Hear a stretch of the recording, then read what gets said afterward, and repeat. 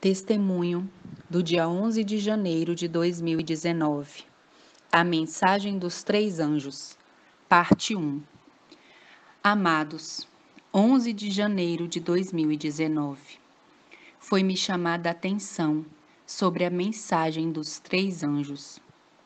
Foi-me deixado saber que ninguém que esteja violando deliberadamente essas três mensagens poderá se salvar, pois ela é uma extensão do Decálogo. Foi-me deixado saber que Jesus fez tudo por nós, e a menos que entendamos isso em sua totalidade, não seremos merecedores do reino dos céus. As cenas que se passaram diante de mim foram rápidas, porém muito claras. Estava parada no espaço, olhando o globo terrestre, e vi um raio, como se fosse um relâmpago rodear a terra. Este passou à minha frente, e ao olhar mais fixamente, vi que era um anjo de aspecto muito formoso, e nas suas mãos ele tinha alguns dizeres. Estava escrito: Primeira mensagem angélica. Meus sentidos se alertaram ao ver isso, e escutei Apocalipse 14, verso 7, dizendo em alta voz: Temei a Deus e dai-lhe glória, pois é chegada a hora do seu juízo, e adorai aquele que fez o céu, e a terra, e o mar, e as fontes das águas. Ao passar isso diante de mim, e eu poder ler, sentir uma força genuína de gozo e paz passar diante de mim. Mas a minha preocupação foi, na minha mente, veio a questão do juízo, do julgamento. Passou diante de mim como uma gazela montês. No juízo e no julgamento, como eu estarei? Perguntei. Minha alma se angustiou por causa de mim mesma e por causa de outras pessoas, que se passou diante do meu pensamento.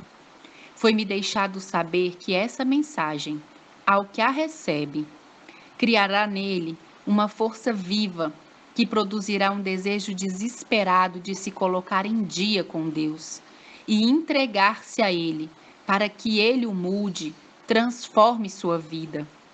Foi-me deixado saber que ninguém que não aceitar isso poderá viver eternamente, e que toda a nossa atenção deve se dirigir a isso. Ninguém é capaz por si mesmo de conseguir fazer o bem, mas recebendo essa mensagem, a humilhação, aquilo que o Espírito Santo faz em nós, nos envolve e nos levará à escola da ciência celestial e do bem viver. E esta, a do bem viver, fará em nós uma antessala para que entendamos a escola da ciência celestial. Foi-me deixado saber que há inesgotável provisões do céu, elas estão disponíveis para nós, e que muitos, por ignorância, descuido ou por rebeldia, não lançam mão dela. Também foi-me deixado saber que estes não poderão herdar a vida eterna, e a quem descuidar, uma salvação tão grande. Foi-me deixado saber que ninguém que mover uma vírgula dessas mensagens será salvo, e que o estudo indolente dessas mensagens será sua própria condenação. Pude entender que quando suas palavras chegam e recebemos suas instruções, essas requerem uma posição de nós. Então Jesus se faz uma presença viva em nós e toma controle para sempre dos nossos pensamentos, ideias, ações e sentimentos. E assim, não vivemos nós, em nossos próprios desejos, e dessa maneira, seu caráter se coloca em nós, fazendo-nos assim reflexos seus, neste mundo, em preceito e exemplo. E faz uma transformação de vida, e este é o milagre dos milagres. Esta é a mudança que se faz pela palavra de Deus. Este é um dos muitos mistérios que suas páginas, como aquele que a vê como um tesouro da vida eterna. Foi-me deixado saber que há livros no céu. Um deles é o livro das memórias. E nesse todo ato, pensamento, desejo acariciado estão anotados ali. Cada palavra está perfeitamente registrada. Muitos dizem saber e obedecer igualmente essa mensagem, mas são igualmente culpáveis ao que se droga, sabendo que essa droga o destruirá. O nome dessas pessoas podem até aparecer em grandes letras no livro da igreja, mas no céu, no livro da vida, não se escreverá seu nome jamais. Disse meu acompanhante, que triste, tendo tudo à sua disposição, sejam, por causa da sua indolência, achados em falta. Nesse momento, amados, vi outro anjo passar diante de mim e pude ver o que estava escrito no rolo aberto que ele tinha em suas mãos. Apocalipse 14, 8. E o segundo anjo seguiu dizendo: Caiu, caiu a grande Babilônia, que tem dado a beber a todas as nações do vinho da fúria da sua prostituição. Meus sentidos ficaram mais despertos e ela viu uma cidade entre montanhas. Meus sentidos ficaram despertos e eu vi uma cidade entre montanhas. No meio dessa cidade, uma mulher coroada e vestida de vermelho. Vi essa mulher caindo e sua queda era tão terrível que não conseguia parar em pé.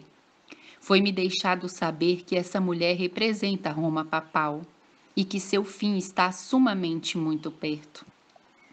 Mas antes da sua irremediável queda, levará cativos muitos, e muitos irão com ela por sua própria vontade, por seus próprios pés. Foi-me deixado saber que cada caso é minuciosamente esquadrinhado e ninguém escapa ao investigador celeste. Foi-me dito que se não prestarmos a devida atenção e lutarmos em rogo com temor pela nossa salvação, fazendo a vontade do nosso amado Senhor em arrependimento genuíno, seremos achados em falta e descartados da herança eterna. Foi-me deixado saber que o céu fez tudo por nós, mas há uma coisa que nos cabe fazer, e essa é reconhecer a nossa condição, humilhar nosso coração em oração e rogo, desejando o perdão que nós não merecemos, mas que foi imputado a nós pela graça de Deus, e assim a mudança será reproduzida em nós, e seremos transformados à imagem e semelhança de Jesus, para a honra e glória de Deus. Foi-me dito que cada um de nós está sendo medido, e cada dia nós devemos levar esse presente, que é a graça de Deus, a salvação, pois só assim estaremos conscientes e deixaremos o feitiço infernal que o inimigo nos coloca diariamente em nossas vidas, pelo poder de Cristo Jesus fazendo a obra em nós. Enquanto escutava todas essas coisas, meu acompanhante perguntou: Como desejam se salvar sem isso? E ele mesmo respondeu: Ninguém que assim o faça conseguirá se salvar. Não devemos viver do vinho falso que consiste em falsas doutrinas. Foi-me deixado saber que se nos afastamos de um escrito está e aceitamos falsas doutrinas, seja porque aprendemos de nossos pais ou porque o clero as ensina, cairemos diante da mesma condenação pronunciada sobre Babilônia, pois estaremos vivendo do vinho das suas fornicações. Foi-me dada uma citação do livro Grande Conflito ou Conflito dos Séculos em espanhol. Na página 364, em espanhol, diz o seguinte: Todos aqueles que apelam à autoridade humana, que aceitam os costumes da igreja ou as tradições de seus pais e não prestem atenção às admoestações que encerram as palavras de Cristo, em vão me adoram e ensinam mandamentos de homens. Em vão me adoram e ensinam mandamentos de homens. Foi-me deixado saber que não basta ter boas intenções, ou querer fazer o que é justo, ou fazer o que os ministros dizem. A salvação de nossa alma está em jogo, e só a nós mesmos vai ser pedido contas de nossa alma. Teremos o dever de estudar, de esquadrinhar por nós mesmos as Escrituras e aprender diretamente delas. Em nenhum momento devemos nos apartar da direção das Escrituras sagradas para colocar nossas vidas nas mãos de homens. Foi-me dito que quanto mais nos aproximamos do fim, mais estarão misturadas mentiras com verdades, e só os que se apegarem ao escrito está, poderão ter o discernimento, o entendimento para discernir a verdade do erro. Disse meu acompanhante: para estes está acontecendo agora a sacudidura, sarandeio em espanhol. Os que não estão bem ancorados na palavra e que forem leitores superficiais sucumbirão, afundarão como se estivessem em areia movediça. E este, vivendo num baixo nível, nunca pesquisaram, esquadrinharam, e continuou dizendo: há uma forma de religião vã e leviana que se baseia apenas no amor de Deus ao pecador, sem ter em conta as suas ações. E isso faz com que o pecador creia que Deus o receberá, ainda que ele continue pecando e tenha consciência das suas ações no erro. Essa mensagem é leviana. Muitos aceitam e creem que com essa norma baixa poderão ser salvos, mas tanto aquele que prega como aquele que crê nisso estão totalmente enganados. Deus é um grande Deus e tem uma norma elevada, dizia o anjo, e ele provou aos mortais como nós, dando a sua própria vida, e a salvação está ao nosso alcance, e ninguém que não coloque diante de si uma alta norma poderá se salvar, pois é apenas uma alta norma que nos capacitará para uma vida imortal. Cuidado com o que fala, que você só precisa crer em Jesus e no amor, dizia o anjo. O amor de Deus inclui reconhecer nossa condição, humilharmos em rogo e oração, pedir perdão, crer que fomos perdoados e caminhar em vida santa perante Ele. Essa foi a norma que se aplicou no céu para os anjos que regressaram diante do erro. E é a regra que, desde a fundação do mundo, é realmente aplicada e é a única que pode regenerar a nossa alma mortal e elevar a imortalidade. Foi-me deixado saber que o poder de Deus é totalmente suficiente para elevar qualquer pessoa, qualquer mortal, e nos transformar da morte para a vida. E alguém que diga menos que isso é uma apostasia sutil e um engano. Foi-me deixado saber que o mundo está perecendo pela falta do verdadeiro evangelho. São muitos poucos, dá para contar na palma de uma mão, os que estão pregando a verdade sem mistura de entendimento humano.